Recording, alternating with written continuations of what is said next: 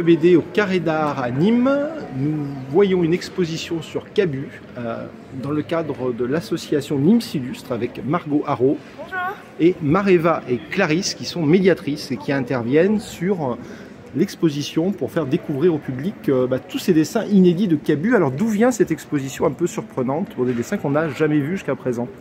L'exposition elle vient d'un fonds de dessin qui est à Gros Paris Tech.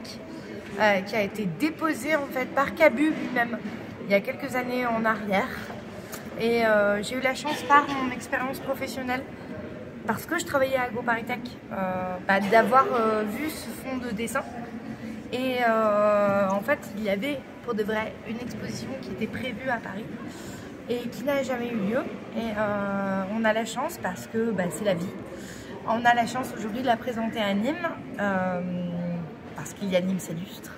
Et donc voilà, et elle est là, et ce sont des dessins complètement inédits en fait de Cabu, qu'on n'a jamais eu, qu'on n'a jamais vu et jamais exposé. Ce sont des dessins en fait de Cabu liés au vivant, à l'environnement. On voit un Cabu qui va croquer la vie, croquer les gens, mais surtout croquer en fait des situations liées au rapport en fait entre nous et les animaux. Vous avez choisi ça pour un corpus de beaucoup plus de dessins. Il y en a 69 là, c'est ça, je crois? 68. 68. Et comment vous avez fait le choix du coup de... Ouf. Alors le choix n'était pas évident parce que quand le projet est revenu, en fait, le projet c'est vraiment l'histoire du phénix. C'est-à-dire que c'est un projet qui n'existait plus et qui est revenu. Et finalement, quand il est revenu, il a fallu chercher dans plus de 450 voire 500 dessins.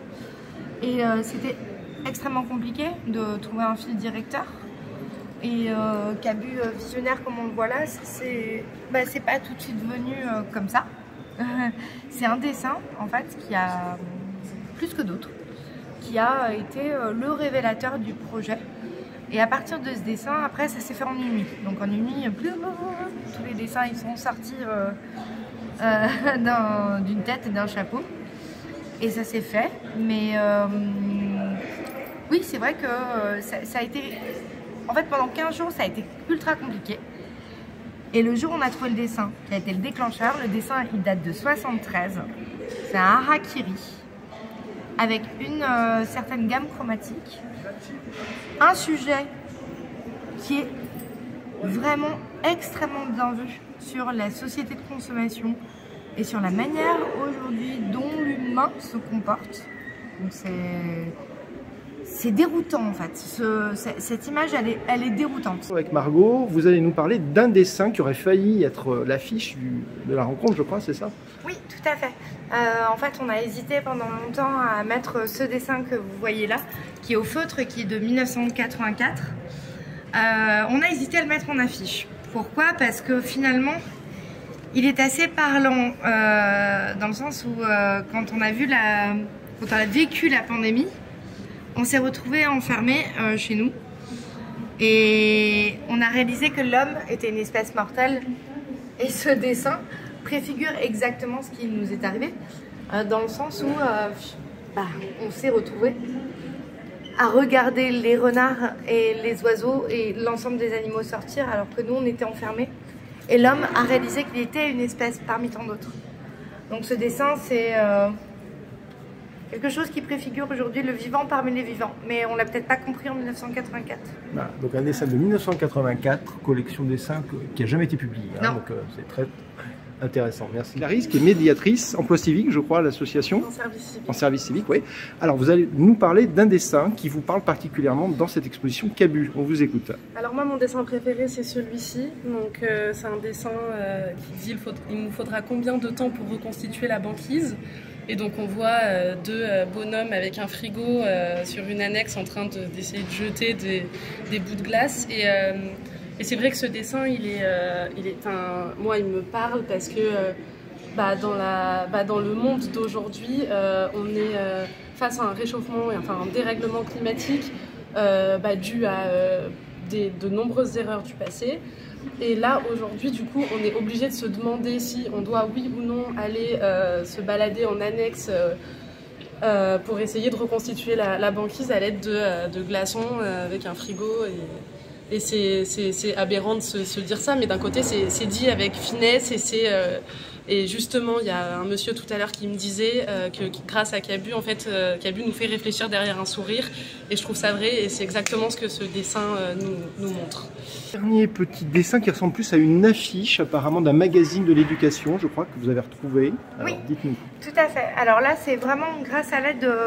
Alors, c'est pas le musée du vivant, c'est vraiment grâce à l'aide de Véronique Cabu et de Jean-François Pittet qu'on a retrouvé ce dessin qui date donc de novembre 1982. Alors moi, je suis née en septembre 1982, donc c'est l'année de ma naissance, donc j'ai 40 ans, un peu plus maintenant. Et ce dessin, il représente assez bien le propos de l'exposition.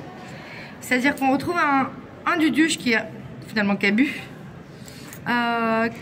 qui est lié avec différents personnages, exactement comme ce qui nous arrive aujourd'hui. On est avec plein de gens différents. Et un petit texte, pour la première fois, un texte d'explication qui va avec une illustration et qui explique que Cabu regardait les choses et le quotidien de la vie avec beaucoup d'humour, beaucoup de dérision et surtout qu'il avait déjà vu les travers de notre vie. Et finalement, quand on fait l'ensemble de l'exposition, c'est exactement ça. C'est qu'aujourd'hui, nous sommes un parmi tant d'autres et nous sommes un parmi tant d'autres aussi dans notre tête et dans notre société. On fait du mieux qu'on peut, comme on peut.